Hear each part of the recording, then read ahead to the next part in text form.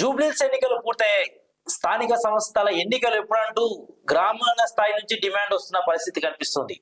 ఈ నేపథ్యంలోనే కేబినెట్ సమావేశం జరిగింది. ఈ సమావేశంలో స్థానిక సంస్థల ఎన్నికల నిర్వహణ ఎప్పుడు చేయాలన్న పైన కూడా కీలకంగా చర్చించినట్టుగా మనకు తెలుస్తుంది.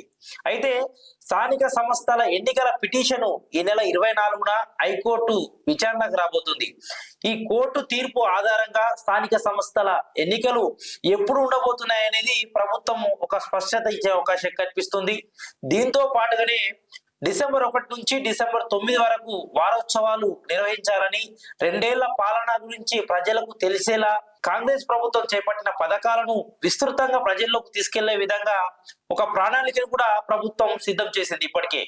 అయితే డిసెంబర్ 2వ వారంలో స్థానిక సంస్థల ఎన్నికలు ఉండే అవకాశం స్పష్టంగా కనిపిస్తుంది.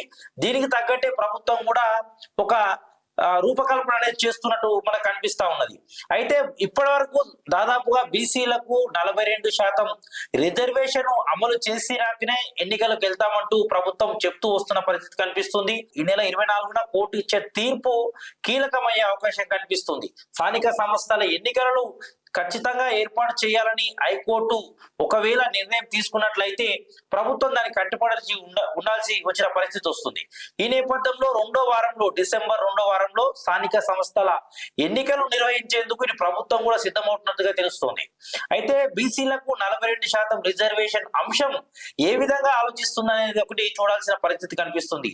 గతంలో 2018 ఎన్నికలకు ముందు బీఆర్ఎస్ ప్రభుత్వం ఏదైతే ఉందో ప్రభుత్వం తీసుకున్న నిర్ణయం ప్రకారం పంచాయతీరాజ్ చట్టాన్ని సవరణ చేశారు ఇప్పటికీ. దాంతో పాటుగా 42% రిజర్వేషన్ అంశం కూడా ప్రభుత్వం పట్టుబట్టు కూర్చుంది. 42% రిజర్వేషన్ తోనే ఎన్నికలకు వెళ్తామని కూడా చెప్తూ గత ప్రచారం విస్తృతంగా చేసుకుంది. కానీ 42% రిజర్వేషన్ అంశం ఇటు సుప్రీంకోర్టులో పెండింగ్ ఉంది, ఇటు గవర్నర్ దగ్గర పెండింగ్ ఉన్న నేపథ్యంలో 42% రిజర్వేషన్ కాకపోతే ప్లాన్ బి ఏ విధంగా ముందుకెళ్లాలనే సమాలోచన కూడా చేస్తుంది. ఒకవేళ 42% రిజర్వేషన్ అంశం కుదరకపోతే పార్టీ పరంగా 42% రిజర్వేషన్ ఇచ్చైనా సరే ఎన్నికలకు వెళ్లాలని ప్రభుత్వం నిర్ణయం తీసుకున్నట్టుగా మనకు తెలుస్తుంది. అయితే 42% రిజర్వేషన్ తో పాటు ఇటు సర్పంచ్ ఎన్నికలు కానీ అదే విధంగా ఎంపీటీసీ జెడ్పీటీసీ స్థానాలను కూడా పెంచుకునేందుకు ప్రభుత్వం వ్యూహరచన చేస్తుంది. అయితే ఇందులో భాగంగానే వారోత్సవాలు నిర్వహిస్తుంది. డిసెంబర్ 1 నుంచి 9 తారీఖు వరకు, అంటే సోనియా గాంధీ జయంతి ఉన్నది 9వ తారీఖు రోజు. అదే విధంగా ప్రభుత్వం ఏర్పాటు చేసి కూడా డిసెంబర్ 9కి 2 సంవత్సరాలు పూర్తవుతుంది.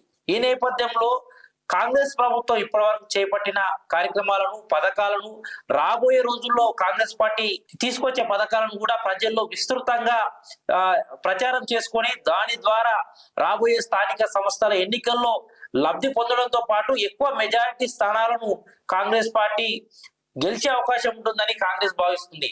ఈ నేపథ్యంలోనూ గ్రామీణ స్థాయి నాయకులు కూడా, కాంగ్రెస్ పార్టీ నాయకులు కానీ ఇటు బీఆర్ఎస్ పార్టీ నాయకులు కానీ గ్రామీణ స్థాయిలో కూడా ఫోకస్ పెట్టిన పరిస్థితి కనిపిస్తుంది.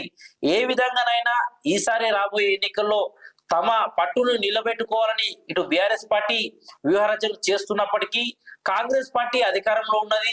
దాంతో పాటు 2 సంవత్సరాలుగా చేస్తున్న పథకాలతో పాటు గత 10 ఏళ్లలో బీఆర్ఎస్ ప్రభుత్వం చేయలేనివి అనేక అంశాలను కూడా ప్రజల్లోకి తీసుకుపోయేందుకు ఈ వారోత్సవాలను ఒక వేదికగా చేసుకోవాలని కాంగ్రెస్ ప్రభుత్వం భావిస్తున్న పరిస్థితి కనిపిస్తోంది.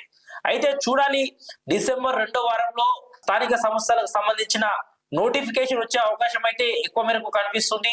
ఒకవేళ డిసెంబర్ 15 తర్వాత నోటిఫికేషన్ వస్తే 5 దఫాలుగా తెలంగాణలో రాష్ట్రంలో ఎన్నికలు నిర్వహించేందుకు ప్రభుత్వం సిద్ధమవుతుంది. 2 దఫాల్లో ఎంపీటీసీ జెడ్పీటీసీ ఎన్నికలు నిర్వహిస్తారు. దాదాపుగా 2 దఫాల్లో ఎంపీటీసీ జెడ్పీ ఎన్నికలు ఉంటాయి.